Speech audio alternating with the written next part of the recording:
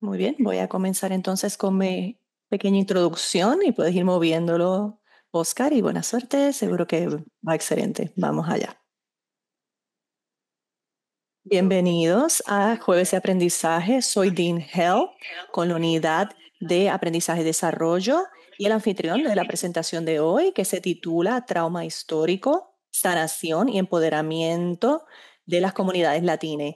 Y mis invitados son Dr. Oscar Rojas Pérez y Eric Senior, asistente técnico en el Centro de Salud Conductual Hispana y Latina. Y ellos van a estar conmigo en unos momentos, pero vamos a hablar un poquito sobre los jueves de aprendizaje que se ofrecen para los profesionales de la salud conductual como una oportunidad gratuita de aprendizaje con la meta de mejorar el conocimiento y las destrezas de la fuerza laboral de trastornos de uso de sustancias en el estado de Nueva York, mientras tratamos de mejorar las vidas de los individuos que reciben servicios de prevención, tratamiento y recuperación. Una de las metas es mejorar el desarrollo profesional del tratamiento, prevención y reducción de daños de la fuerza laboral y lo hacemos ofreciendo presentaciones regulares, relevantes para nuestros profesionales de tratamiento de estos trastornos. Como siempre, si hay preguntas, comentarios o sugerencias, siéntase en la libertad de comunicarse con nosotros al correo electrónico y pueden utilizar el mismo correo para si tienen algún interés de ofrecer algún tipo de programa en el futuro. Y ahora comenzaremos la presentación y darle la bienvenida a nuestros invitados. Gracias, Dean, por esa introducción tan maravillosa que me hace a mí la vida mucho más fácil. Gracias por tenerme aquí. Antes de comenzar, vamos a compartir este mensaje del Centro de Excelencia de Salud Conductual Hispano Latino.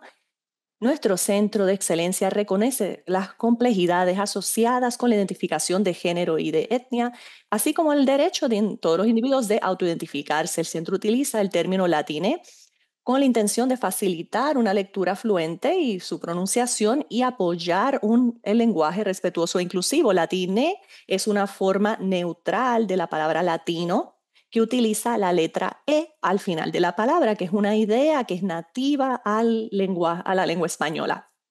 Así que en el espíritu de ser inclusivos de todas las personas aquí, utilizamos la palabra latine. Así que buenas tardes, buenas mañanas, buenos días, según en qué región de los Estados Unidos están aquí con nosotros. Gracias por estar aquí, tomar de su tiempo para ver y tener una oportunidad de aprender un poquito más sobre el trauma histórico con las poblaciones latinas.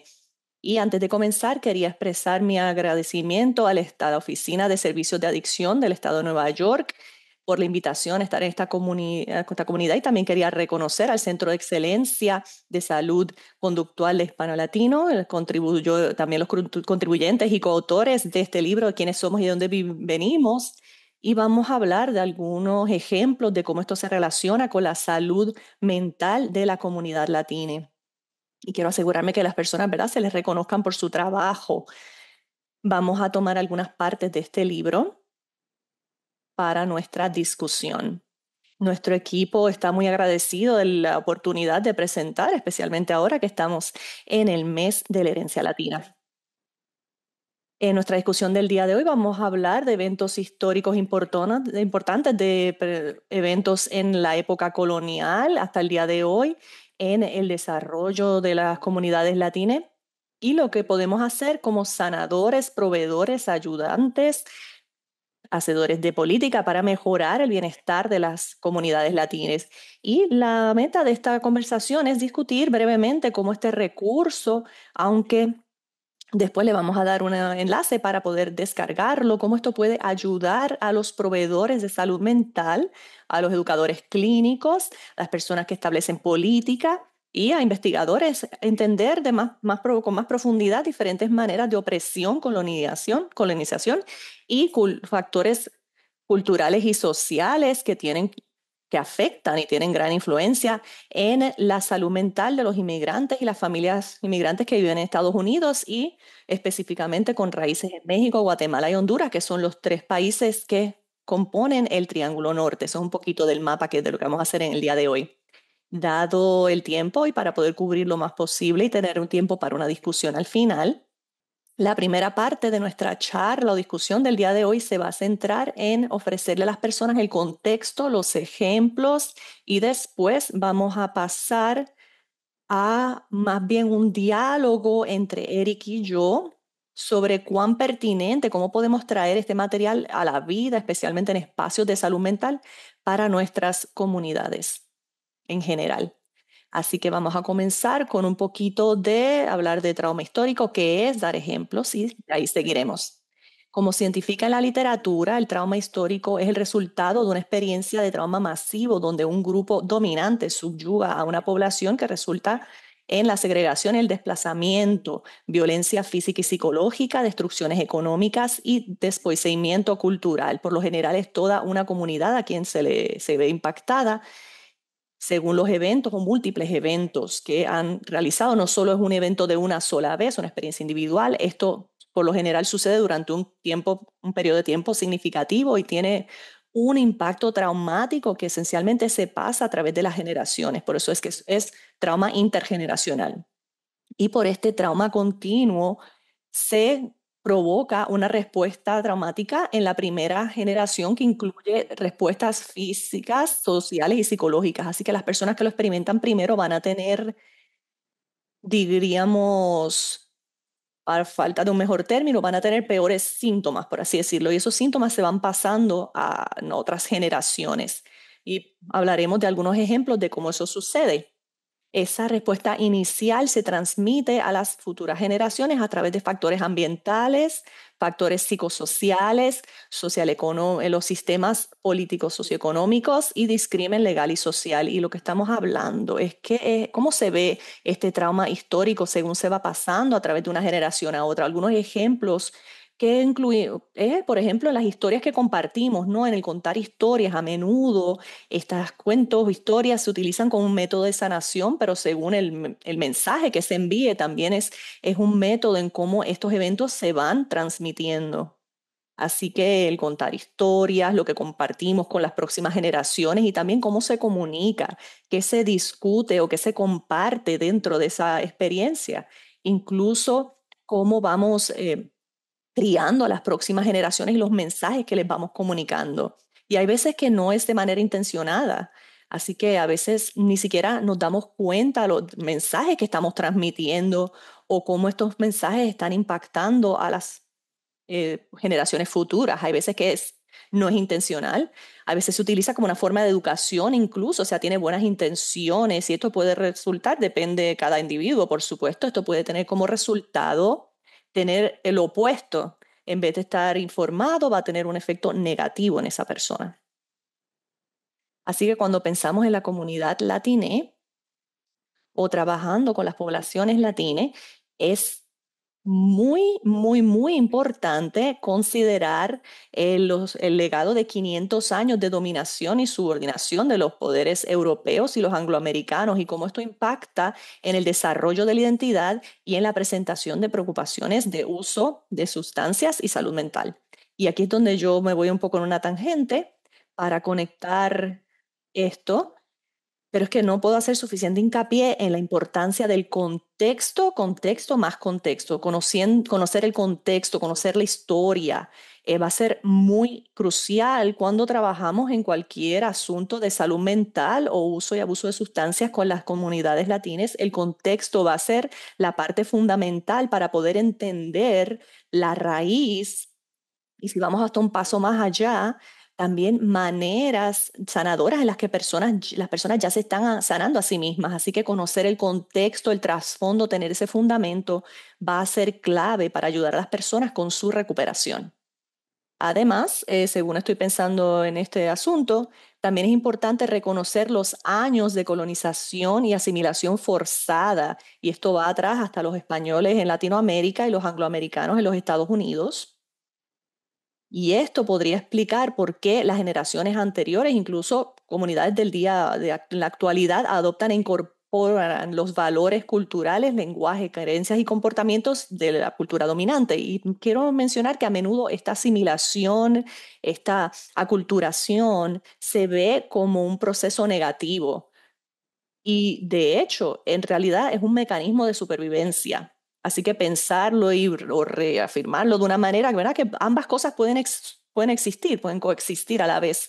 Hay muchas culturas, muchas identidades culturales y a la misma vez estás en un país nuevo con idiomas diferentes, sistemas de creencias distintos, valores diferentes. Las personas se comportan de una manera diferente y para poder sobrevivir, las personas de las comunidades latinas y de otras comunidades inmigrantes también empiezan a adoptar, incorporar y adquieren o adoptan algunas de estas creencias como una manera de sobrevivir en un sistema, y lo voy a decir de esta forma, en un sistema que de manera intencional se ha diseñado para hacerle daño a las personas que no son parte de la mayoría en los Estados Unidos. Así que, ¿cuáles son algunos ejemplos? ¿Cómo se ve esto? Y lo que vamos a hacer, según dije ya anteriormente, es que el contexto es tan importante, saber el contexto, la historia, los fundamentos va a ser muy importante para esta discusión. Vamos entonces a volver atrás a ver unos breves ejemplos de eventos históricos en México que han contribuido al trauma histórico. Yo no lo llamo eventos históricos en realidad porque hay algunos que ni siquiera tienen 50 años o que han ocurrido en Centroamérica, en Guatemala, El Salvador y Honduras. Y voy a dar algunos de ese tipo de ejemplos que son muy pertinentes al día de hoy. Así que antes de empezar en las diapositivas, a lo que me refiero es que cuando hablo, ¿verdad? Las guerras civiles en Centroamérica no hace ni 50 años que sucedieron, ¿no? Así que como resultado de las guerras civiles de Guatemala, por ejemplo, tenemos a muchos niños soldados que en ese tiempo eran, ¿verdad?, soldados y ahora son adultos y pues, posiblemente están experimentando asuntos, problemas de uso de sustancias con alcohol o asuntos de salud mental. Así que llamamos históricos, pero en realidad no hacen ni 50 años y están teniendo un impacto muy significativo en las comunidades latinas en los Estados Unidos cuando pensamos en México. En México hay una larga historia y algunos ejemplos los vamos a mencionar, que todavía al día de hoy hay un efecto muy significativo en los asuntos económicos, en el bienestar y en la salud física de la comunidad mexicana que está obligándolos a emigrar. Así que todo está interconectado. Y habiendo dicho eso, algunos ejemplos de traumas históricos y eventos que han contribuido a este trauma intergeneracional incluyen este legado de 500 años de la colonialización. Los españoles, portugueses, franceses, ingleses, angloamericanos más recientemente, que esto ha llevado a la esclavitud, a al robo de recursos, a la remoción de personas de sus tierras, etcétera, genocidio también. Estos son solo algunos ejemplos muy breves. Estos eventos eventualmente llevan a la migración forzada. Esto no lo vemos en el día de hoy. Muchos países latinoamericanos no se han recuperado por completo de la colonización, que esto ha llevado a la corrupción, violencia e incluso el cambio climático, como todo esto tiene un impacto directo en la migración. Y en años más recientes, el cambio climático se ha convertido en uno de los factores principales que es lo que está realmente influenciando la migración. Y también mientras vamos pensando, estos son algunos ejemplos, como mencioné, históricos, pero estos eventos han establecido, sentado las bases para otros eventos que no están en nuestro pasado, no es muy lejano. Así que algunos eventos incluyen como relaciones actuales entre el Estados Unidos y algunos países latinoamericanos que han contribuido a eventos muy traumáticos y algunos ejemplos que ni siquiera, a veces ni lo pensamos, pero voy a dar un poco de contexto. Por ejemplo, cuando hablamos, por ejemplo, de las relaciones políticas entre los Estados Unidos y Latinoamérica, en este caso, por ejemplo, México, cómo esto ha contribuido al trauma histórico o cómo ese trauma histórico, ¿verdad?, ocurre. Cuando pensamos en lo que hoy llamamos el acuerdo entre México y Canadá, que se llamaba NAFTA, uno dice, ¿pero qué tendrá que ver NAFTA con los eventos traumáticos? ¿Qué tiene que ver esto con cualquier cosa, ¿verdad?, con la migración, con los asuntos de salud mental y uso de sustancias en las comunidades? Y son preguntas muy válidas y mi respuesta sería que cuando pensamos, o voy a referirme con NAFTA, porque así es como las personas reconocen más el nombre, ¿no? Cuando hablamos de la NAFTA, esas relaciones y políticas entre Canadá, México y los Estados Unidos llevó a la construcción de nuevas carreteras y nueva infraestructura en las regiones de México donde había mucha población de poblaciones indígenas, así que empezamos a ver nuevos desarrollos, carreteras, las personas dicen, esto es excelente, pero no estamos pensando del impacto que eso está teniendo en las comunidades indígenas que eran nativas para esas tierras. Y vemos que tenemos una cantidad significativa de población indígena que están yéndose de ahí y viniendo a los Estados Unidos porque no sabían a dónde ir. Y esas experiencias, esas cosas que pasan, no siempre ocurren de manera fluida y siempre tienes procesos de explotación de las poblaciones nativas. Tienes se introducen nuevas enfermedades con potenciales letales y a los cuales las poblaciones nativas no poseen inmunidad. Así, entonces, pues vemos aquí como yo le invito a las personas a pensar en esto desde un lente de procesos y sistemas, donde todo está interconectado. Ok.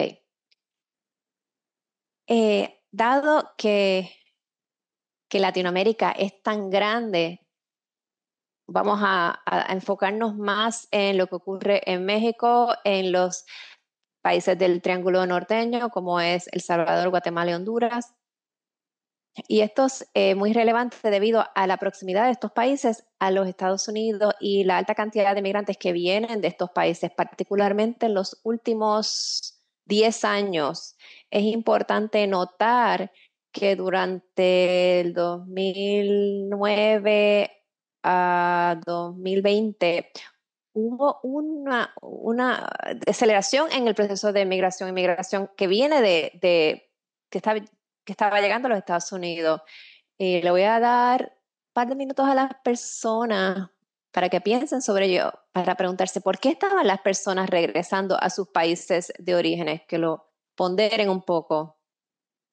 Entre esos años de 209 a 219, 220, había muchas personas que estaban yéndose y regresando a sus países de origen y era por la crisis económica que se estaba viviendo en ese momento. O sea que hubo un espacio de 10 años donde hubo un, un declive en las tasas de inmigración y personas regresando a sus países. Pero en años recientes, con la pandemia y mucho disturbios políticos y corrupción gubernamental y muchas otras cosas que han ocurrido, como el cambio climatológico que impacta a Latinoamérica, estamos viendo que los números de personas viniendo a los Estados Unidos están subiendo. En los últimos 5 años desde COVID, estoy seguro que han visto artículos y noticias hablando sobre la crisis en la frontera que está pasando alrededor del Valle del Río Grande, los campamentos, hay tantas cosas pasando que son como resultado del trauma histórico, eventos históricos que han hecho daño a las comunidades latinas. Algo que es importante notar y recordar cuando pensamos en las poblaciones indígenas, pensamos en la historia, vamos atrás en el tiempo y en este caso en Latinoamérica. Los grupos indígenas eran naciones soberanas con sus propios gobiernos, sus propias culturas, lenguajes, tradiciones. Se dice que la civilización maya duró por un milenio y ha sido descrita como una de las civilizaciones más avanzadas que ha existido jamás. Así que nos vamos a enfocar en los países del Triángulo Norte y México, dado la proximidad de estos países a los Estados Unidos. Voy a mostrar algunos ejemplos de cómo tener este conocimiento de trasfondo es tan importante cuando estamos tratando a las personas porque nos permite conocer la experiencia vivida de las personas. Aquí, cuando pensamos en comunidades indígenas precoloniales en Latinoamérica, tenemos algunos ejemplos de comunidades indígenas antes de la colonización. Y como ven, esto es solo una lista pequeña, habían cientos de ellas. Por ejemplo, en México teníamos los zapotecos, en Guatemala tenías los quiché, en El Salvador tenías los pipil, en Honduras tenías los pec. Y también en Puerto Rico estaban los talinos, en, ¿verdad? En el Caribe también hay muchos. hay muchos grupos indígenas que han existido por años y que todavía existen al día de hoy. Creo que el último artículo que leí, creo desde hace como 5 años, que decía que el 50% de la población en Guatemala todavía se identifica como maya. O sea que todavía hay grandes poblaciones indígenas en estos países, con la excepción, entiendo yo, que de Honduras, donde hay toda una historia, un trasfondo histórico que explica de por qué hay tantas pocas comunidades indígenas que quedan en Honduras. Pueden estar haciéndose la pregunta, pues, ¿qué es la colonización? ¿Qué tiene que ver con lo que estamos hablando hoy, con la crisis de salud mental que estamos hablando hoy? Déjenme, voy a ir atrás bastante al 1519 a 1521, cuando la colonización se presentaba como la invasión de la milicia española que esclavizó a los africanos y a menudo a guerreros de comunidades indígenas. Los españoles tenían muchas ventajas. Por supuesto, tenían espadas, caballos, cañones y estrategias militares que las personas, lo que es Estados Unidos, México, Guatemala, Honduras, en ese tiempo no conocían, no habían sido expuestos a ellas. Y pues había una ventaja significativa que tenían los españoles. También ellos crearon un sistema de encomienda, que es un sistema de labor explotadora y de cultivo de tierras que trabajaban el algodón, el indigo, el cacao, los minerales, o sea, y explotando la labor de las personas. Algunas de las historias de las batallas, cuando pensamos en, quiero decir, los Pipil y en El Salvador, el, que la armadura de los Pipil era tan pesada que tenían dificultad ponerse de pie cuando se caían. Entonces lo que pasaba era que cuando se caían, los españoles los mataban cuando estaban ahí indefensos en el piso. O sea que esto es una de las cosas que todavía son muy relevantes y continúan teniendo un impacto significativo. Tal vez no estamos pensando en ellas y tal vez no pensamos que son relevantes, pero de verdad son tan importantes cuando pensamos en la existencia holística de la comunidad latina. Algunos datos claves: tenemos la invasión de las Américas precolonial por los españoles entre 1519 a 1521, que creó muerte masiva y enfermedad en la región y se cree que exterminó sobre el 90% de la población nativa en México y a través de las Américas. Las comunidades indígenas se murieron a través de encuentros violentos y a menudo debido a ser expuestos a enfermedades infecciosas que trajeron los colonizadores, para las cuales los pueblos nativos no tenían inmunidad para poder resistirlo. Comunidades indígenas que estaban constituidas de diversas ciudades y reinos y a menudo no tenían la cohesión política e identidad, y la falta de unidad le permitía a los españoles conquistar un reino a la vez, y esa falta de unidad le hacía más fácil a los españoles dominar y tomar control. Esos son algunos datos importantes que debemos recordar y conocer. Bien, antes de proceder, algo que yo a menudo digo, y no es nada nuevo, estoy seguro que lo han escuchado anteriormente en diversos espacios: para poder saber hacia dónde vamos, hay que saber dónde hemos estado. Antes de saber cómo entrar en procesos de sanación, tenemos que saber qué se utilizó en el pasado como un método de sanación. Conocer nuestra historia nos va a permitir saber hacia dónde dirigirnos. Aquí empezamos a ver más ejemplos. Periodos de reinado colonial por la monarquía española se caracterizó por violencia física, sexual, espiritual e intelectual. Y cuando pensamos, por ejemplo, en violencia espiritual, mira, forzar el catolicismo en las poblaciones indígenas de Latinoamérica. Cuando pensamos en otro tipo de violencia de la monarquía, es violencia intelectual.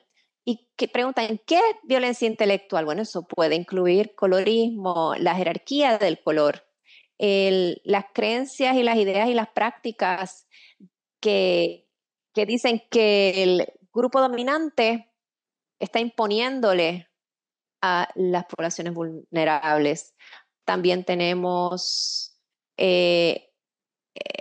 erradicación y desplazamiento económico, social, médico, religioso, junto con asimilación y aculturación forzada. Y eso lo vemos hasta el día de hoy. Y di algunos ejemplos de cómo eso se presenta. Y históricamente, cuando miramos la literatura, la aculturación y la asimilación a menudo se ve como algo negativo, pero ha sido una de las herramientas que ha permitido la sobrevivencia de muchas de estas comunidades latinas a través de la historia. También tienes procesos de mestizaje. Cuando pensamos en estas cosas, estos son algunos de los impactos y muchas maneras en que los pueblos indígenas hasta el día de hoy en Latinoamérica fueron impactados. Como me escucharon decir anteriormente, no había una unidad colectiva tan grande entre estas naciones soberanas indígenas a través de Latinoamérica. Pero lo que les unía al final de todo, luego de la invasión, estaban todos unidos por una experiencia colectiva de sufrimiento y opresión. Y a menudo esto es lo que trae a la gente, los unifica y les da esperanza. Perdonen, no va a ser todo tan oscuro, pero pues, habrá un balance. Eh, Vamos a enfocarnos aún más. Ahora voy a entrar al tema y hablar de ejemplos específicos que son muy relevantes al día de hoy y que pasaron hace muchos años, yendo hacia la guerra entre Estados Unidos y México. Y vamos a dar algunos ejemplos de cosas que siguen teniendo impacto en la salud mental y el uso de sustancias en la comunidad mexicana en Estados Unidos. Esto incluye la guerra de Estados Unidos y México, las relaciones de Estados Unidos y México. eh, hay la, Luego de que se declara la independencia en el 1821, hace muchos años, estamos viendo el impacto de esto. Empezó con la anexación de la República de Texas por los Estados Unidos y una lucha sobre la frontera de Texas entre México y los Estados Unidos. Y la razón que tengo estos mapas es porque a menudo nos olvidamos que todo esto era México. Todo esto era México. Y voy a dar algunos ejemplos. Y algo importante antes de seguir, la disputa entre México y los Estados Unidos fue el resultado de la anexación de la República de Texas. Y hay unos récords que muestran que el gobierno de Estados Unidos le tendió una trampa a Estados Unidos para que entrara a Estados Unidos para pelear por Texas, por la tierra y todo eso. Y tienen que mirar profundo para ver eso, que México lo tentaron para entrar a los Estados Unidos, porque los récords muestran que todo era un resultado de México estar molesto porque había perdido Texas, pero en realidad les tendieron una trampa. Entonces Estados Unidos dijo, ay, entraste a mi territorio, ahora vamos a entrar a su territorio y les vamos a coger como 35%, tal vez 50% de su tierra. Así que México y Estados Unidos en ese momento enviaron fuerzas armadas por esta área en disputa, que en realidad era Texas. Texas era inmenso. El resultado de eso fue que México perdió Texas y la mitad de su territorio, incluyendo lo que es hoy en día Arizona, California, Colorado, Nevada, Nuevo México, Utah y Wyoming. Esto esencialmente se convirtió en el Treaty de Guadalupe Hidalgo, firmado en el 1848, con México cediendo la mitad de sus territorios, el 50% de sus territorios, por 15 millones de dólares, ¿verdad? O sea, que piénsenlo, la disputa no era solo sobre Texas, pero esto va más profundo que la disputa sobre Texas. Volvemos a la clase de historia. Si recuerdan en la escuela elemental, a este concepto del destino manifiesto, de que era el derecho de los Estados Unidos y de aquellas personas que vinieran de Europa, que cualquier cosa al oeste del Atlántico le pertenecía a los Estados Unidos. Y esa mentalidad realmente ha contribuido a al desposeimiento de las minorías raciales y étnicas, especialmente la comunidad latina. Y esto es solo un ejemplo de eso. La disputa fue sobre Texas, pero terminas cogiendo Arizona, California, Colorado, Nevada, Nuevo México, Utah, Wyoming. O sea, vemos, wow, o sea, ahí vemos realmente el destino manifiesto, como tiene un impacto muy significativo. El otro aspecto importante que tenemos que recordar es que algunas personas después de la guerra, hubo personas que tenían, ¿verdad?, historia y se habían originado en Texas y en el estado. Entonces han experimentado discrimen significativos, a sus tierras se las arrebataron. Hay muchas cosas negativas que experimentaron estas personas como resultado, aunque en el tratado decía que a las personas se les iban a tratar de manera justa, equitativa, que se iban a mantener en sus tierras, que eran promesas vacías que en realidad no se cumplieron. Así que el movimiento de la frontera trajo desplazamientos forzados, asimilación, marginalización a las comunidades mexicanas, tanto indígenas como no indígenas. Hay muy poco reconocimiento de los primeros ocupantes del suroeste de México y de las poblaciones mexicanas indígenas. Desde la anexión de los territorios de México a los Estados Unidos, por los Estados Unidos, los habitantes de allí, sus descendientes los han tratado como ciudadanos de segunda clase, como mencioné anteriormente. Así que cuando pensamos en esto, y quería mencionar, esto fue en el 1846 a 1848. O sea, un poco menos ha pasado unos 150 años, un poquito menos. Así que básicamente, esos son 3 o 4 generaciones más o menos de lo que estamos hablando. Y por eso es que estas experiencias se van transmitiendo y esta información se transmite. Y lo que mencioné anteriormente, por eso es que sigue siendo tan relevante y pertinente al día de hoy. También la experiencia del genocidio cultural que experimentados por las comunidades mexicanas ha creado una herida en el alma que todavía durante generaciones y la seguimos viendo en el día de hoy. Así que cambiando un poquito más hacia el sur, vamos a brevemente tocar algunos ejemplos de eventos históricos en Guatemala que han contribuido al trauma histórico para la comunidad guatemalteca. Esto es muy específico en cuanto a la guerra civil y nosotros lo llamamos un evento histórico, pero realmente no es histórico cuando miramos las fechas desde 1960 hasta 1996. Ni siquiera han pasado 30 años, quizás 30, no, que esto quizás la matemática no se me está dando bien. Bueno, no, todavía no son 30 años casi, desde que acabó la guerra civil en Guatemala. Así que cuando lo que empezamos a ver, estamos viendo, ¿verdad? El impacto, y quizás ustedes sabrán, ¿verdad? El impacto de la guerra toma años y generaciones para que las personas se recuperen de esas guerras. Así que mantengan esa fecha en la mente, 1996. La guerra civil de Guatemala se ha descrito como la guerra civil en Centroamérica más larga y más violenta entre liberales o izquierdistas y rebeldes o conservadores, enraizada en la distribución injusta de la tierra y también en tensión con el United Fruit Company, que era una compañía de los Estados Unidos. Las personas más afectadas por las guerras civiles eran personas de las comunidades indígenas, así que ven que hay una tendencia a las personas, los grupos que más a menudo están impactados son los grupos indígenas, y esa es la historia de los Estados Unidos. Y algunos de los datos sugieren que la economía guatemalteca sufrió enormemente entre 1980 y 1990, voy a decir más o menos, en esa década se le conoce como la década perdida. Y entre 1980 y el 85, aproximadamente 45.000 hasta 150.000 personas indígenas fueron asesinadas o desaparecieron.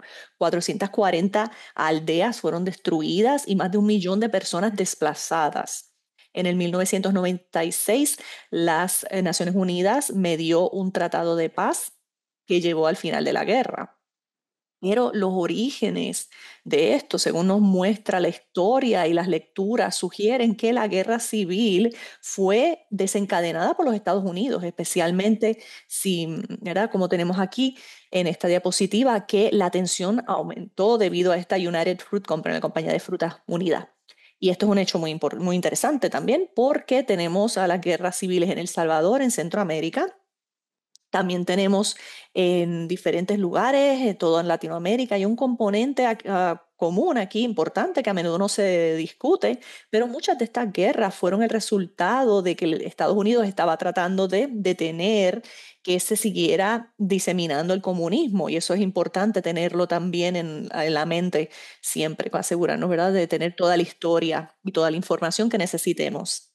Ahora, haciendo una transición, viendo otro evento histórico que tampoco es tan histórico como mencioné, la actualidad en Salvador, que es la matanza en la guerra civil.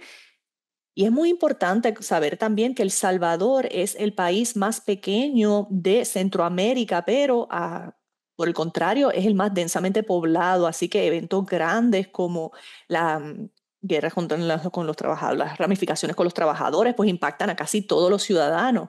Aquí cuando asesinaron a decenas de miles de hombres, mujeres y niños indígenas. Algunos estimados dicen que fueron 30.000 por el ejército salvadorí. Y en respuesta a esta rebelión indígena por las políticas de Martín, eh, ¿verdad?, en contra del idioma, de la cultura, de la manera de vestir indígena. Así que vemos esta manera opresiva de obligar a las personas a asimilarse. Y eso lo vemos aquí. Ese presidente en el momento, Martínez, ordenó al ejército a dispararles a cualquier persona que tuviera vestimenta tradicional o tuviera algún tipo de facción indígena. Aquí es cuando empezamos a ver la manera en la que se discriminan contra de las poblaciones indígenas en El Salvador. Y creo que algunos de los registros, seguro que, no estoy seguro cuántas poblaciones, todavía hay, cuánta población indígena hay en El Salvador y Honduras, porque es un porcentaje muy pequeño. Guatemala sigue siendo 50%, por el contrario.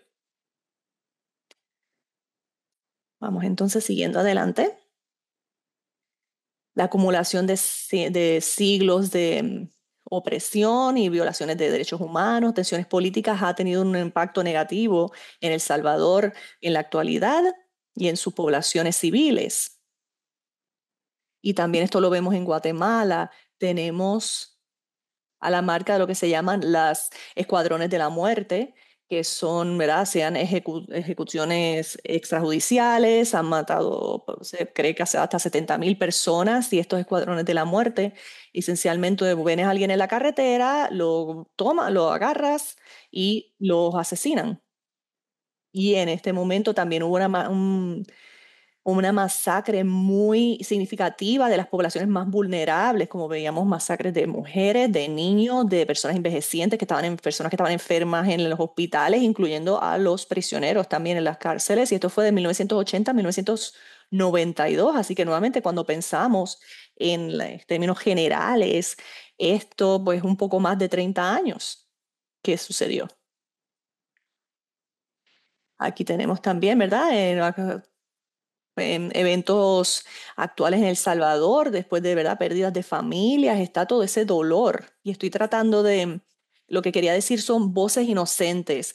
Hay un trabajo muy importante, Innocent Voices o Voces Inocentes, que es muy importante. Lo recomiendo que lo vean porque habla de la guerra civil de la época moderna en El Salvador. Hicieron un muy buen trabajo de mostrar las fuerzas, cómo entraban las fuerzas guerrilleras y reclutaban a soldados niños. Y como dije anteriormente, los soldados infantiles que reclutaban en ese momento, ahora que viven en Estados Unidos, ahora son adultos y han experimentado unos problemas terribles de uso de sustancias, específicamente con el alcohol, y también cuando, ¿verdad?, hay que pensarlo cuando hablamos de trauma. Así que cuando hay que ver, ¿verdad?, hay que pensar en ese contexto para poder entender el origen o la raíz de los problemas que las personas presentan.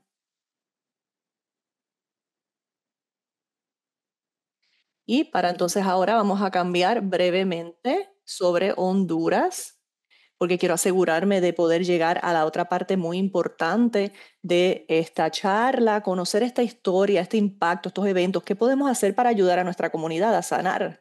Cuando pensamos en Honduras, teníamos las reglamentaciones de los españoles junto con la tierra que se estaba sobrecultivando y esto pues vemos gran parte de la tierra gran parte de la plata y otros minerales que se encontraban ahí, pues se acabaron. Teníamos también la industria bananera, que eso resultó en una tensión también política con los Estados Unidos, que fue caracterizado por una expectativa de trabajo esencialmente se convirtió en una especie de colonia de los Estados Unidos. Las compañías de los plátanos, las compañías bananeras desarrollaron sistemas de irrigación, control de plagas, un costo muy, muy, muy bajo de empleados, o sea, unas condiciones terribles laborales. Así que imagínense esto, tenemos esta idea de desarrollo y desarrollo y desarrollo que pensamos, pues eso es excelente, pero nunca pensamos en las personas quienes están impactadas. Y por lo general tienden a ser las personas más vulnerables, indígenas, que a quienes se les explota y expuestos a condiciones laborales muy terribles y muy difíciles y como resultado comenzamos ahora a ver el impacto y los, como quien dice, residuos de ese tipo de tratamiento que se les dio a estos pueblos.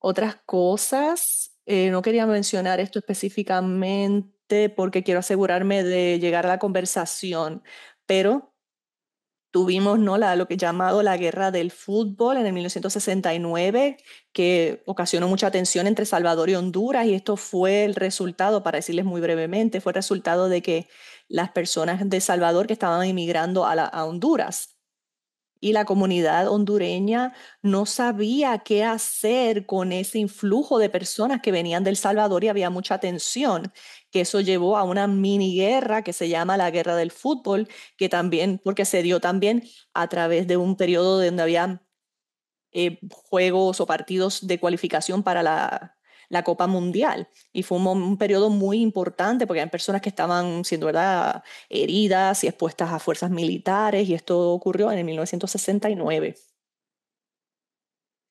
Así que cuando empezamos a pensar cuál es el próximo modelo de tratamiento, algo importante que tenemos que pensar que es que en el centro de todo esto se encuentra la colonización, que eso así contribuye a la opresión, la marginalización, trauma intergeneracional, impactos en la salud mental y física y el racismo sistémico que vemos hoy de muchas formas diferentes. Y a menudo digo que eso como que se esconde de una manera, se va ocultando a través del tiempo y las mismas poblaciones, vemos las mismas comunidades que siguen sufriendo y no voy a decir que no ha habido progreso, pero sí, sí lo ha habido, sí ha habido progreso, pero a la misma vez, esto puede pasar, puede haber dos verdades. Es importante reconocer que el racismo se esconde y se oculta a través de diferentes periodos de tiempo para beneficiar a aquellos que se encuentran en el poder. Entender entonces el efecto de los traumas históricos es muy importante para entender las preocupaciones y problemas que se presentan. Así que voy a hablar un poquito, voy a cambiar y vamos a hablar de algunos modelos y consecuencias y investigaciones o recursos que, ¿verdad? Es un mensaje final de cosas que podemos hacer. Entender los efectos del trauma histórico es esencial para mejorar, para entender mejor los problemas presentados por nuestros pacientes o clientes. Así que, por ejemplo, el modelo de trauma histórico, ¿no? Y sustituir algunos tenemos aquí un autor que presenta cómo el trauma histórico tiene una influencia en el uso de sustancias entre las personas mexicanas y mexicoamericanas. Y como vemos aquí, estas cuestiones históricas y eventos históricos negativos sociales llevan a el subempleo, a la pobreza, a los bajos niveles de educación, a la opresión institucional, estructural, al discrimen y al racismo. Algunos de estas influencias ambientales incluyen, ¿verdad?, la accesibilidad a las drogas, el aumento en la vigilancia policíaca, que esto lo vemos en muchas comunidades del color, algunos factores de amortiguación cultural incluyen la identidad cultural, el orgullo étnico, el familismo, la espiritualidad y la religiosidad. Así que esta constantemente experimentando racismo y discrimen, eso posiblemente puede acabar con nuestra fortaleza, en este caso, nuestra identidad, cultura, el alcohol, estos factores. Hay una hipótesis de que pueden tener una influencia en el uso y abuso de alcohol y drogas, y tenemos otros factores que están impactando negativamente a la comunidad, aunque tengan este tipo de factores amortiguadores culturales como los valores familiares, etcétera. Y esto se puede durante el tiempo ir haciendo erosión en y también aparte del racismo, lleva a uso de sustancias. Un poco de trasfondo. Aunque es cierto, es importante sostener en un espacio clínico como proveedor, ¿verdad? Que responsabilizar al cliente por su progreso, pero a la misma vez es importante responsabilizar el sistema. A menudo culpamos al individuo versus pensar en mirar al individuo dentro de un sistema opresivo. O sea que el contexto del sistema va a ser clave en la medida que contextualizamos las preocupaciones y pensamos qué es lo que está contribuyendo, qué subyace los problemas de uso de sustancia, qué subyace los problemas, los traumas, la depresión, el uso de droga. Y a menudo las personas que están experimentando, y vengo de una clínica de salud mental comunitaria, muchas personas están experimentando unos problemas de salud mental, pero es un sistema, es el sistema el que en verdad ha contribuido a todas estas preocupaciones negativas de salud mental y uso de sustancias que estas personas están viviendo. O sea que el contexto del sistema es importante. Algunas consecuencias importantes cuando pensamos en trauma histórico, y lo miramos aquí en las influencias socioculturales y de todo tipo. Aunque hay unos protectores culturales, luego de muchas experiencias y de opresión y prejuicio y violencia, nuestra habilidad de rebotar se ve afectada, de lo que empezamos a ver una pérdida de historia ancestral, de cuentos, de enseñanza, y vemos eso menos y menos y menos. También hay genocidio cultural, racismo, sexismo y colorismo internalizado dentro de estas comunidades, subyugación religiosa, la destrucción de prácticas culturales y el fundamento de inequidades continuas. Y esto lo vemos cada vez más y más, y los estudios sugieren que a través de un periodo de tiempo empezamos a ver que las personas se adhieren mucho menos a sus valores culturales y, por ejemplo, estar orientados a la familia, temas de confianza, del colectivo. Vemos eso que lo van perdiendo con el tiempo a través de generaciones y generaciones. Y eso es un ejemplo de destrucción de los valores culturales y prácticas. El sexismo, colorismo, racismo internalizado lo vemos en personas que, por ejemplo, son de tez más clara, empiezan a tratar distinto a las personas más oscuras del espectro de chocolate, de tez chocolate. Y empezamos a ver esta idea de que te debes casar con alguien de tez más blanca porque te estás elevando en la escala racial, y vemos eso a veces. Estos son algunos ejemplos de las consecuencias de trauma histórico.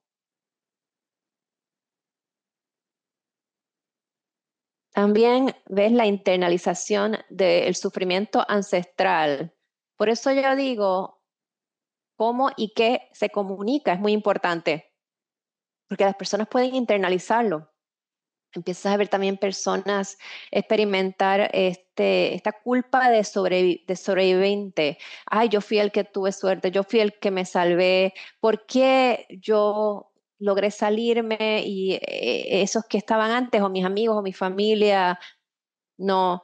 Y empiezas también a ver a observar la somatización, y cuando ves en la literatura clínica, la mayoría de las comunidades latinas que experimentan problemas de salud mental y a través de las experiencias sistemáticas, empiezan a tener, hay dolor en la espalda, me duele la barriga, así que cuando hablamos de salud mental o hablamos de desórdenes de salud mental, es muy importante decir, ayúdame a entender este dolor o esta tensión o este efecto que estás experimentando. ¿Cuál es la causa de ello? ¿Cuál es la raíz? Y esto puede incluir, le doy de ejemplo, una historia personal. Mi mamá no sabe esto, pero ella es muy famosa en mi charla. La uso de ejemplo a menudo porque a menudo yo viví eso durante mi adolescencia. Yo salía, a veces no llegaba a mi casa y al otro día mi mamá me decía, oye, tuve este sentimiento en mi estómago y no podía dormir. Y en ese momento yo no sabía nada y pensaba, "Ay, probablemente te comiste algo y te cayó mal o lo que sea". Pero mientras maduré y entré en este campo, me di cuenta que lo que mi mamá me estaba tratando de decir era, estaba preocupada por ti, estaba ansiosa, no me llamaste, no llegaste, no sabía dónde estaba. Pero la mejor manera que ella tenía para explicar su ansiedad y su preocupación era a través de esta experiencia, esta sensación en su estómago. Aún hoy en día llamo a mi mamá una vez a la semana y si salta una semana me llama y me dice, ay, tuve este presentimiento, no supe de ti, ¿qué pasó? Y yo le digo, y yo pues tratando de poner a su experiencia dentro de un modelo eurocéntrico de ansiedad, pero para ella lo vive como una experiencia somática, así es como ella siente su tristeza o su preocupación. También ves que pierden sensibilidad a estas experiencias.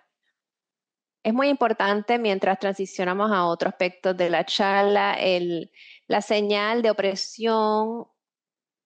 opresión operando es cuando el opresor puede quitar su mano, echarse para atrás y decir, mira lo que se hacen ellos mismos. Reflexionen sobre eso un momento.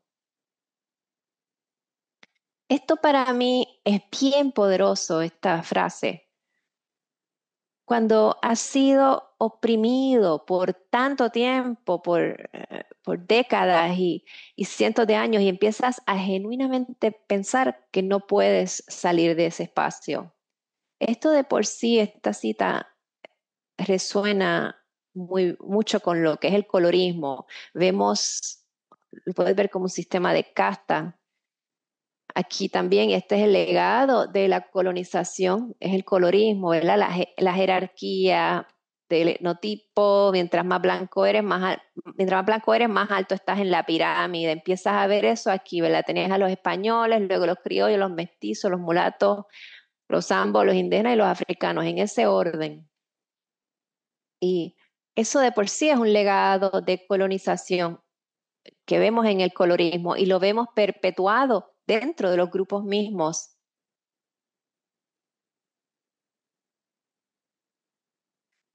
Algún ejemplo de colorismo moderno, esto lo dicen los estudios, que más de la mitad de los latinos dicen que el color de su piel define su experiencia diaria, más de la mitad de hispanos dicen que tener tez más clara les ayuda a echar adelante en Estados Unidos. Una mayoría de hispanos dicen que tener una piel clara es una ventaja en el país. Esto es el legado del colorismo que nos heredamos de los españoles. Ahora que sabemos el contexto y conocemos algunos de estos eventos que continúan teniendo un impacto significativo en la salud mental y el uso de sustancias de la comunidad latina, nos queda la pregunta, ¿qué podemos hacer? ¿Qué modelos están ahí? ¿Qué recursos existen? ¿Qué intervenciones hay para poder servir a nuestra comunidad? Bueno, primero es entender a nuestros clientes, las familias, las comunidades a través de un lente de trauma histórico, es decir, entender el contexto y las manifestaciones de comportamiento, pensamiento que surgen como resultado del trauma y la opresión. Vamos a entonces dejar de operar en estos modelos eurocéntricos, vamos a dejar de patologizarlo, vamos a individualizarlo y mirar al individuo a través de un lente que pregunta, ¿qué has experimentado como resultado de los sistemas a los cuales has sido sometido a tú y tu familia, que ha impactado la manera que te comportas, que piensas, que eres?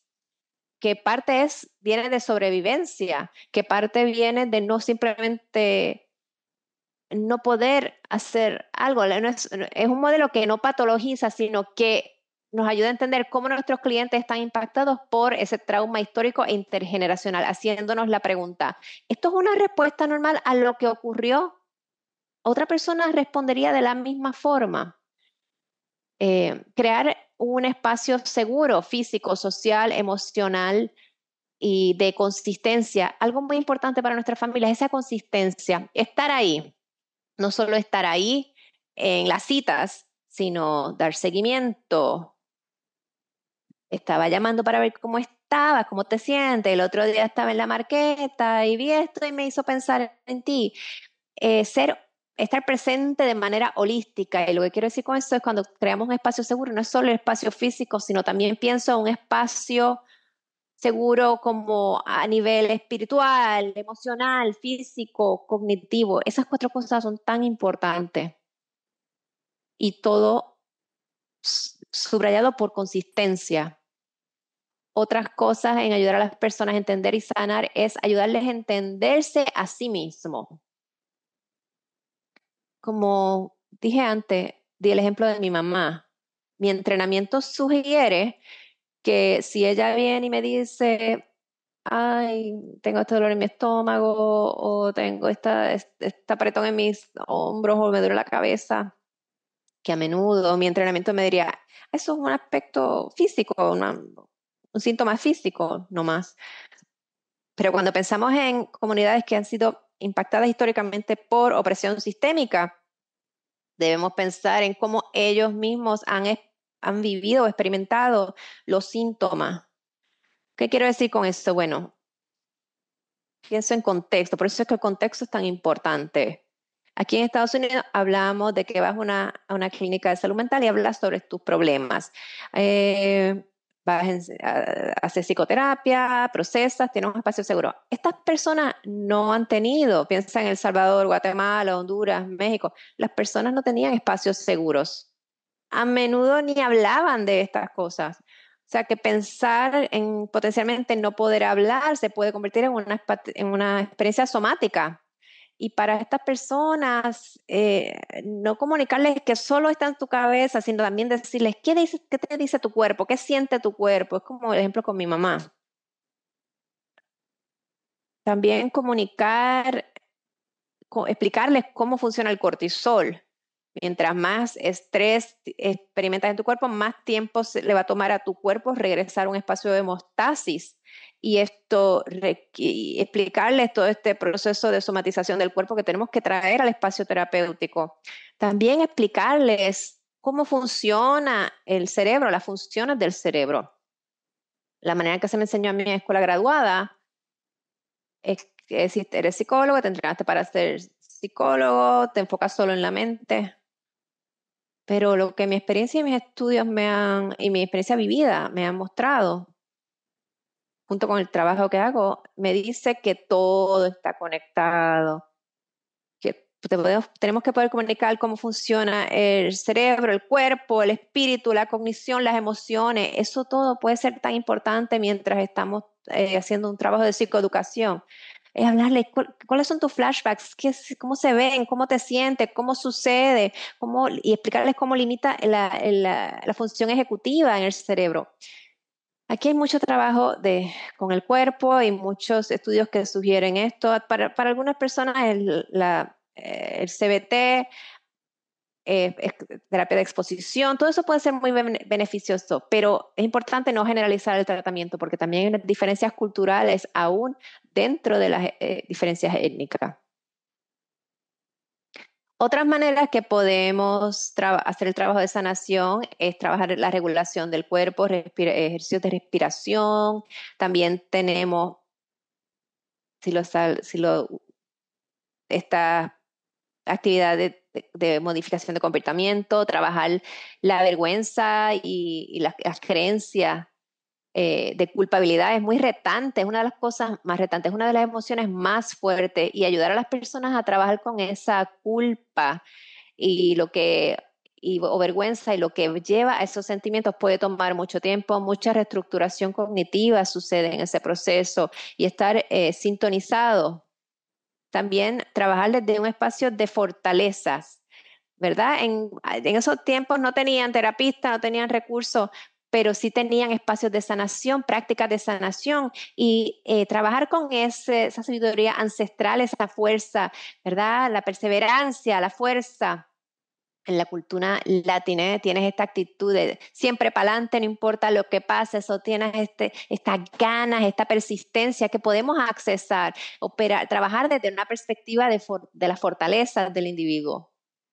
Y también comunicar la importancia de vivir de manera intencionada. En el trabajo clínico, cuando empezamos a hacer trabajo del tratamiento, no hablamos, no establecemos las metas de la terapia desde un espacio eurocéntrico. En Estados Unidos se dice, ¿cuál es tu meta? Uno, dos y tres. Cuando traduces las metas a español, la palabra meta sugiere que tienes un punto de partida y un punto de llegada. Pero para la sanación y la recuperación, eso no funciona así. Y esa es la parte de hablar con intención.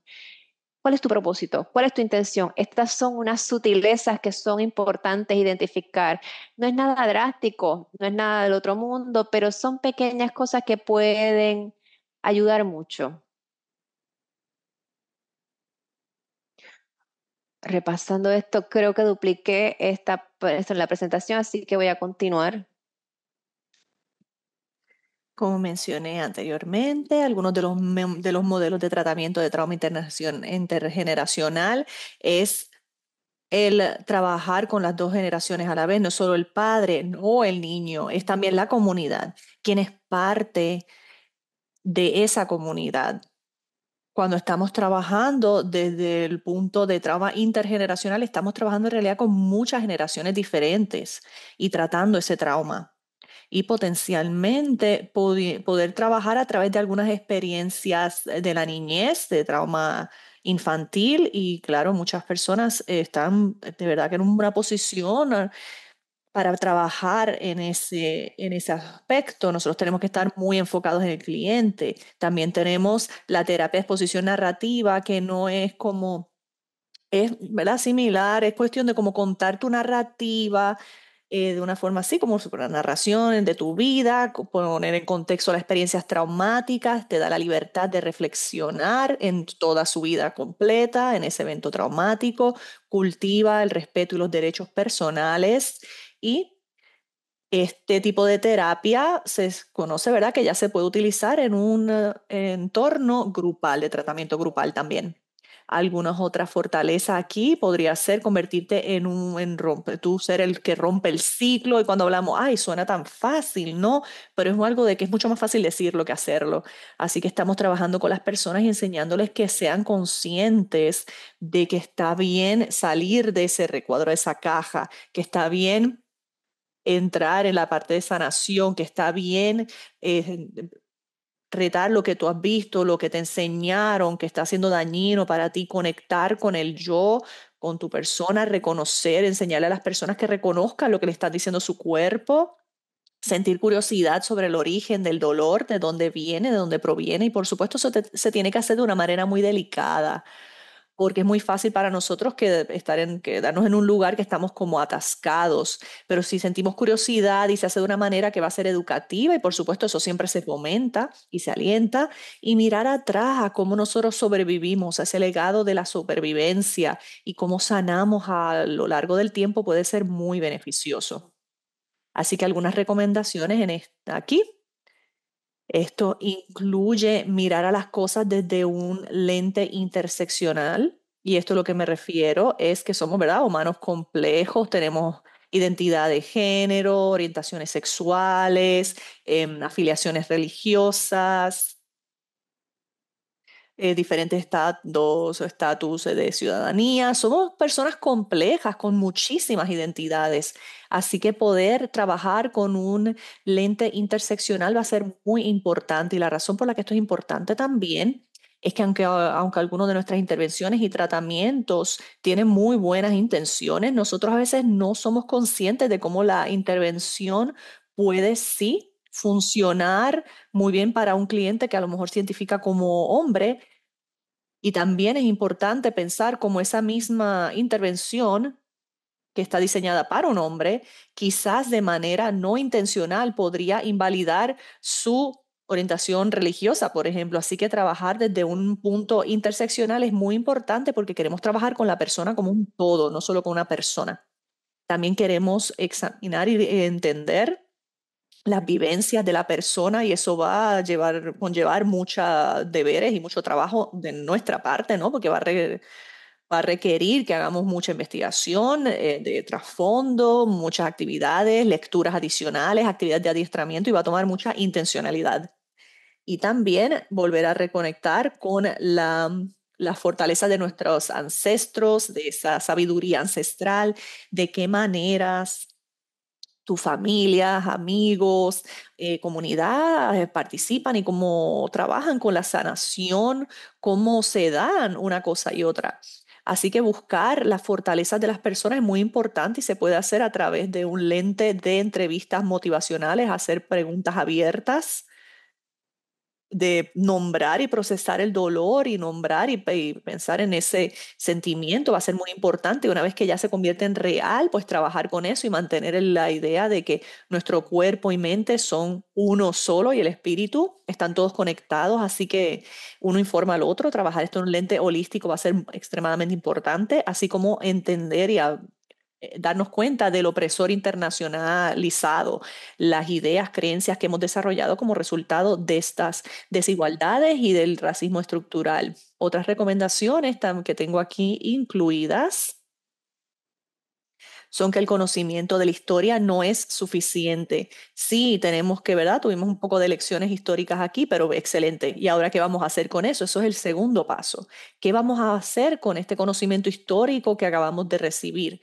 Vamos a incluirlo en esa conceptualización para desarrollar tratamiento, lo vamos a utilizar como en el sistema en el proceso de sanación.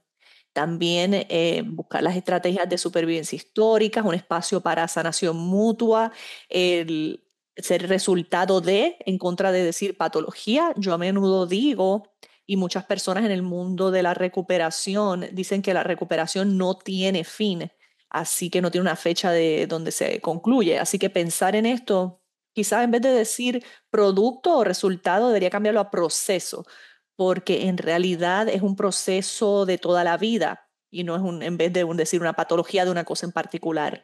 También reforma de la psicología, añadir esperanza es muy importante y crucial. La sanación de nuestros ancestros y de la siguiente generación va a ser también muy importante. Otras recomendaciones adicionales, cosas actuales que son muy pertinentes, es saber lo que está sucediendo en la frontera. En los últimos 5 años comenzamos a ver una crisis en las fronteras, que estamos viendo niños enjaulados, personas que les están dando latigazos, ese tipo de cosas. O sea, buscar y esto es entrando un poco en el aspecto más político, pero conectar con nuestros gobiernos estatales o de la ciudad, pensando qué podemos hacer a nivel político para ayudar a sanar la crisis que está sucediendo y que ha estado sucediendo en la frontera. O sea, ¿qué podemos hacer ahí? También hay una concientización del aumento en los problemas o preocupaciones de salud mental. Los datos más recientes sugieren que la segunda causa más frecuente de muertes entre los hombres latinos es el suicidio. Así que asegurarnos de estar diseminando, haciendo alcance comunitario, aumentando el conocimiento y la conciencia del impacto de la salud mental y el uso de sustancias. También es importante conocer que las políticas y la salud mental están interconectadas. Cuando pensamos, por ejemplo, en el expresidente, el presidente número 45. Muchas de las leyes y políticas que se aprobaron tuvieron un impacto muy significativo en la salud mental de nuestras comunidades. Cuando pensamos el del título 42, estamos pensando en todas estas políticas que se implementaron y cómo tuvieron un impacto tan negativo en las comunidades latinas. Y claro, tenemos que asegurarnos de que siempre haya financiamiento y fondos para la investigación, para investigar cómo podemos seguir ayudando a nuestras comunidades a sanar. Y por supuesto, el cambio de las políticas, eso sería de lo más importante. Ah, wow, tengo muchísimas recomendaciones por aquí. Otras cosas, como mencioné antes, también tomar en consideración los diversos factores contextuales y culturales. Y lo que me refiero no solo a saber la historia, sino conocer que dentro de las dinámicas familiares, cómo se crió esta persona, cuál es su sistema de creencias y hay que mantener siempre en cuenta que hay tantas diferencias dentro de un grupo y que hay veces que el sistema de creencias y el contexto y los factores culturales dentro de una comunidad, un grupo latino específico, no van a ser los mismos que otro grupo de latines. Asegurarnos que tengamos adiestramiento cultural, no solamente adiestrar la próxima generación de proveedores y psicólogos, ¿verdad? Que sean bilingües y biculturales, sino pensar también en enseñar. A veces hablamos de humildad cultura, pero yo a veces hablo de humildad clínica, saber que no sabemos todo y que tenemos limitaciones y que siempre podemos aprender de las personas con las que trabajamos. Y eso está dentro, ¿verdad?, de la mejora, de mejorar la práctica clínica y también de informar la política para más oportunidades y financiamiento para las clínicas, para nuestras comunidades latinas. Y con eso terminamos esta parte de la presentación. Vamos entonces a hacer un cambio para tener un diálogo con Eric.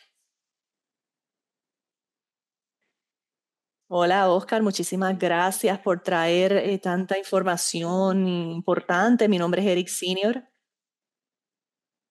Como mencionamos anteriormente, yo soy el especialista de adiestramiento para el Centro de Excelencia de Salud Conductual Hispano-Latino y quería agradecer a la Oficina de Servicios y Recuperación y de Adicción del Estado de Nueva York por el tiempo que nos están dando aquí y por permitirnos aquí ahora, durante este mes de herencia hispánica, traer un tema tan importante sobre cómo nuestras comunidades viven y cómo sanan. Y a medida que estaba escuchando, Oscar, estaba pensando en el tiempo que yo estuve trabajando como terapista en Nueva York y yo trabajé con muchas personas hispanas y latinas de México, Puerto Rico, de El Salvador, de la República Dominicana y muchos de los niños, y eran niños o los hijos y los nietos de poblaciones que habían emigrado a los Estados Unidos hacia 40, 50 años antes y habían presenciado y vivido por estas experiencias traumáticas en sus propios países. De una cierta forma, nosotros también estamos, ¿verdad?, viviendo por esos componentes intergeneracionales y estos aspectos de esa experiencia que los estaban ayudando, afectando a ellos, mejor dicho, en términos de su salud mental, de quizás de uso de sustancias, mecanismos de supervivencia. Y otra cosa que pensé cuando te estaba escuchando como practicante o proveedores, ¿cómo comenzamos conversaciones con nuestros clientes sobre el impacto del trauma histórico e intergeneracional y el impacto de esto en el uso y abuso de sustancias y de salud mental? Así que, ¿cómo es una manera respetuosa de comenzar esas conversaciones? Sí, yo definitivamente, y hay veces que mis contestaciones son un poco así locas, si les parece así, pues me dejan saber. Yo creo que hay veces que nosotros como, me incluyo a mí, quiero incluir a todas las personas también, a veces pienso que la manera en que a mí me adiestraron, nosotros como complicamos muchas cosas. Creo que tratamos de, o sea, al explicar en cuanto a cómo te enfocas en él, o cómo entras en el tema y hay muchísima información, o sea, hay modelos, manuales de adiestramiento sobre qué decir, cómo decirlo, cómo actuar en cuanto a ciertas cosas, pero en realidad es excelente, o sea, yo lo leo y digo, ah, pues sí, excelente, me gusta, pero es tan manualizado. Y cuando pensamos en la historia de nuestra gente y pensamos en la psicoterapia no solo es nueva, sino que es incluso más nueva todavía para nuestras comunidades. Así que, por ejemplo, tenemos este modelo, este manual sobre cómo entrar en el tema. Y yo lo que digo es simplemente como contar historias, contar cuentos. El contar cuentos ha estado en nuestra cultura durante un periodo de tiempo muy significativo y como una manera de simplemente entrar al tema, uno puede, ¿verdad?, utilizar por ejemplo, el enfoque de entrevistas motivacionales o de hacer un cuento y simplemente explorar el historial familiar, como cuéntame la historia de tu familia. De esa manera, simplemente, y yo pienso que eso en sí mismo quizás es una buena manera de pasar de ahí a decir cómo eso te ha influenciado a ti. Nudo en el espacio clínico en el cual trabajo. Antes de entrar siquiera en el trabajo individual, creo ese espacio donde digo, cuéntame la historia de tu familia. Y cuando hacemos ese trabajo, te encuentras con historias de criarte en Puerto Rico, donde éramos muy pobres, o mis abuelos tenían una granja y trabajamos el cultivo desde la edad de los 5 años y pensamos en esto, aquí es donde nos toca hacer nuestro trabajo, piensas, pero ¿y por qué estaba trabajando desde una edad tan temprana? ¿O qué estaba pasando en Puerto Rico? Y tienes ahí el tema de la colonización. O sea, para no hablar de más, ¿verdad? Uno es ser directo, ser transparente, honesto, hacer la pregunta. Creo que a veces nos da miedo simplemente hacer la pregunta. Y creo que cuando estamos pensando en las maneras más creativas de hacerlo, tal vez simplemente preguntar cómo fue, funciona con nuestra comunidad y también invitando y creando un espacio en donde la persona te cuenta la historia de su familia, la historia de su familia, porque eso también va a informar tu conceptualización, te va a dar data sobre por qué fulano de tal se comporta de esta manera, por qué responde de tal forma, porque es que son irritables en ciertos momentos. O sea, ser directo y simplemente preguntar. Eh, También a veces digo esto, que los proveedores queremos hacer la mejor pregunta abierta, queremos tener la mejor reflexión, la mejor sesión terapéutica. Y aquí es donde yo entro en mi proceso de humildad clínica, que es estar bien con equivocarse y permitir que el cliente o la persona con quien estás trabajando que te lo diga, ¿verdad? Un ejemplo que yo utilizo cuando enseño la entrevista motivacional, digo, haz una reflexión y siéntete cómodo de saber que si te equivocas, la persona con quien estás trabajando te va a corregir. Así que si haces la pregunta, en este caso, si haces la pregunta tal cual, si la persona no está lista, te va a decir, mira, yo no estoy listo para hablar de eso, para ir a ese espacio. Y de nuevo, eso entonces se vuelve centrado en el cliente, porque estamos trabajando con la agenda de la persona con quien estamos trabajando, no la nuestra. Si ya estamos listos para hablar del trauma, simplemente queremos preguntarle, y esta es la causa clave, pero si ellos no están listos, bueno, claro, tienes que ver cómo eso se manifiesta, pero es complejo, pero también es fácil, es ser honesto y es estar cómodo con que te digan que no y operar desde esa humildad clínica. Definitivamente, empezaste hablando de esa pregunta sobre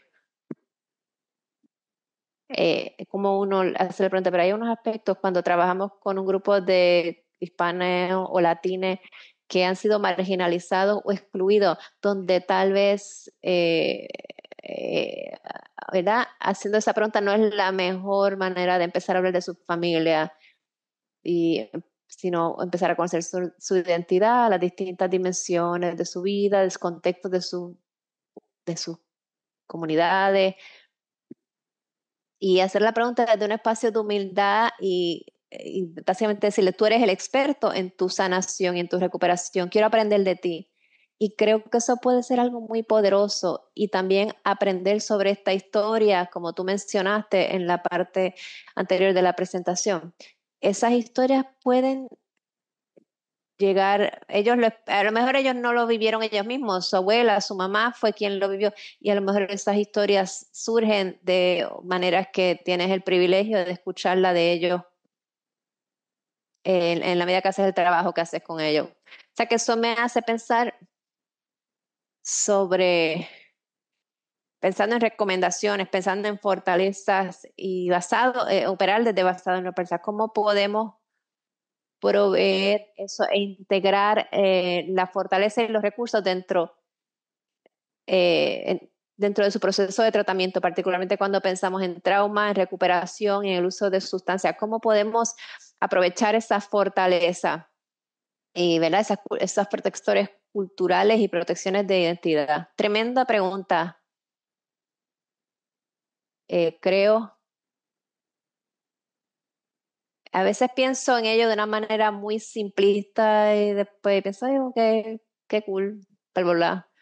Pero algo que yo hago en el trabajo clínico y trabajando con personas, claro, tiene que haber el espacio para ello antes de integrar estas fortalezas culturales o métodos de sanación, es conocer quiénes son, qué son. Algo que yo hago siempre que empiezo a trabajar con una persona y de verdad trabajo a través de un lente de entrevista motivacional. Déjenme ir para atrás un momento. Como muchos tal vez saben, en la entrevista motivacional tienes el espíritu que se compone de cuatro dominios, que uno es colaboración, ¿verdad?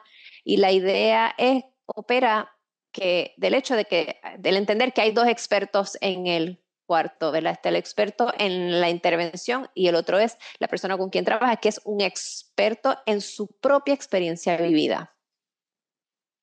Y saber eso y operando a través de ese lente, lo que yo hago en una de las primeras sesiones, y por supuesto tiene que haber el espacio, la confianza, el rapport, todos los componentes básicos clínicos. Pregunto, pido permiso, está bien si te hago esta pregunta, si no te sientes cómodo, no hay problema. A menudo le pregunto a los clientes en las primeras sesiones, dime uno de los tiempos o momentos más difíciles de tu vida y cómo lo sobrellevaste. ¿Qué hiciste? ¿Cuál fue tu sistema de apoyo? ¿Cuánto tiempo te tomó? ¿Cómo fue ese proceso? Y lo que yo estoy haciendo ahí es empezando ellos mismos ya saben cómo salir de esas experiencias.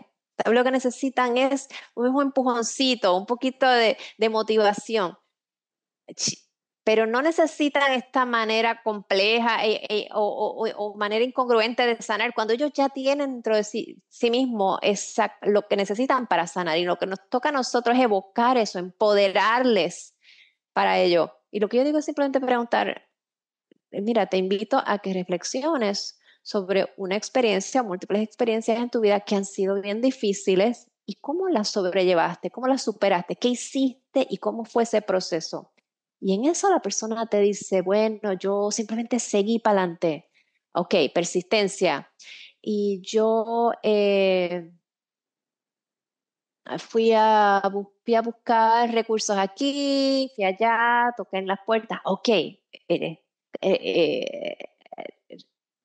acceso a recursos.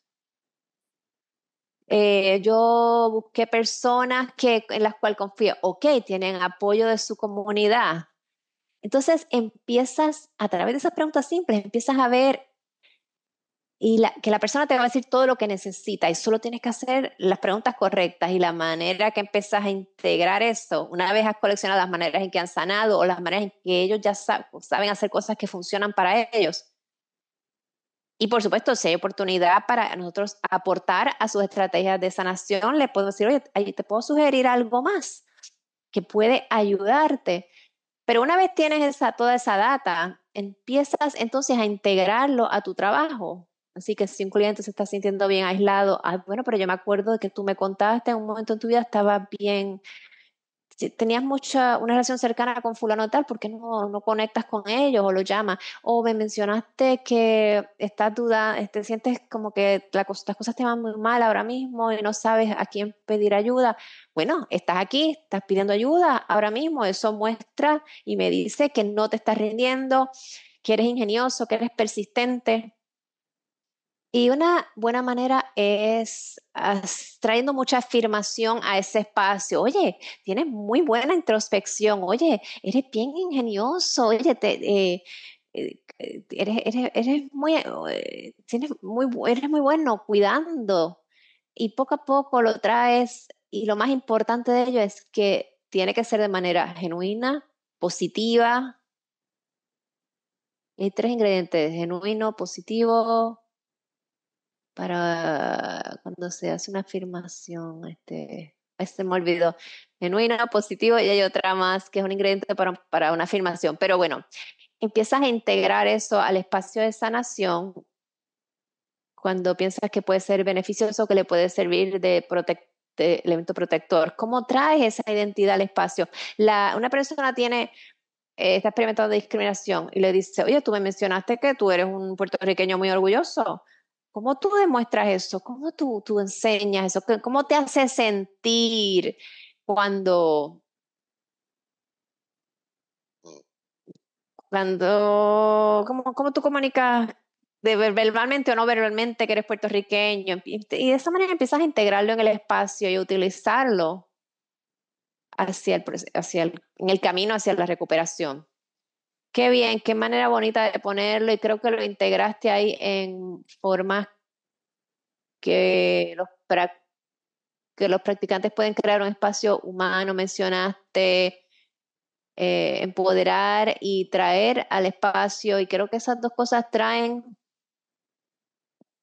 la experiencia del cliente y también respeta y ayuda a identificar algunos elementos ya existentes de resiliencia. Y creo que más allá en la perspectiva de la comunidad hispano-latina, hay un decir en España, en Puerto Rico, que dice, en la brega luchando, se están diciendo ellos, ya yo he estado haciendo mucho y he estado haciendo mucho para mantenerme a flote y como mecanismo de sobrevivencia para encontrar maneras de ser en este mundo.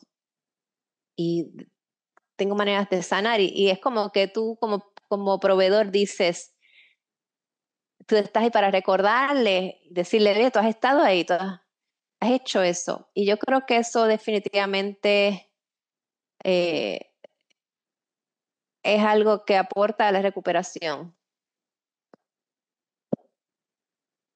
Sí, mientras estás hablando me recuerda que no estamos añadiendo nada nuevo. La gente ya está participando de esto, ya lo han hecho, y nuestro trabajo es recordárselo, aportar a su propio empoderamiento personal, porque es como cuando piensas hasta las estrategias de activación de comportamiento que utilizamos en psicología. Nuestras personas han estado haciendo estrategias de activación de comportamiento por años y ya lo están haciendo. Y a lo mejor pueden hacer más de esa activación de comportamiento que ya están haciendo. Tal vez pueden hacer más jardinería, que lo que sea que ya trae eso al espacio, y es utilizar lo que traen a la mesa y trabajar desde ahí. Y claro que van a haber oportunidades de aportar y añadir a ello, pero no estamos trabajando en un espacio negativo o de déficit de carencia, no. Estamos trabajando, si hay 10 pasos, pues 10 más damos, pero 10 menos que 20. Qué buena manera de mirarlo. Mencionaste un punto que no me quiero poner muy oscuro y deprimente, pero tenemos que reconocer, ¿verdad? Esos espacios pasados y los traumas persistentes, pero cuando estamos con la persona ahí, entonces vamos a evocar cómo esas experiencias, cómo la vivieron y y cómo podemos acompañarlos en los próximos pasos. Ambas cosas pueden existir, dos verdades pueden existir. Saber, ¿verdad? Conocer esa historia triste te va a dar y te va a equipar con las herramientas para ver en qué dirección tienes que moverte. Sí, quiero agradecerte y darte gracias porque creo que parte de esta conversación, creo que es una invitación como parte del mes de hispanidad, es una manera de abrir la conversación y abrirlo a conversaciones de nuestra historia, de nuestras voces y cómo conectamos y cómo proveedores, tanto en la comunidad, dentro y fuera de la comunidad hispano-latino, cómo podemos trabajar hacia la equidad y los procesos equitativos. Así que quiero agradecer de nuevo eh, por los apoyos del Estado de Nueva York por invitarnos y gracias a ustedes. Gracias a ti, Oscar, por estar aquí con nosotros. Gracias por tenerme aquí. Siempre es bueno estar en comunidad y ha sido mi placer estar y por la invitación. Quiero darle gracias a mi invitado hoy. Espero que les sea útil mientras estén asistiendo a sus clientes, recibiendo servicios. Su retroalimentación es importante para nosotros y nos ayuda a saber si estamos satisfaciendo sus metas educacionales y cumpliendo con sus expectativas en general. Una vez llenen el cuestionario completo y han llenado, por favor, sigan las instrucciones para accesar en el Monkey website y completen esa evaluación y concluyan sugiriendo cualquier tópico para los próximos jueves. De nuevo, gracias por estar con nosotros y continúen haciendo un buen trabajo.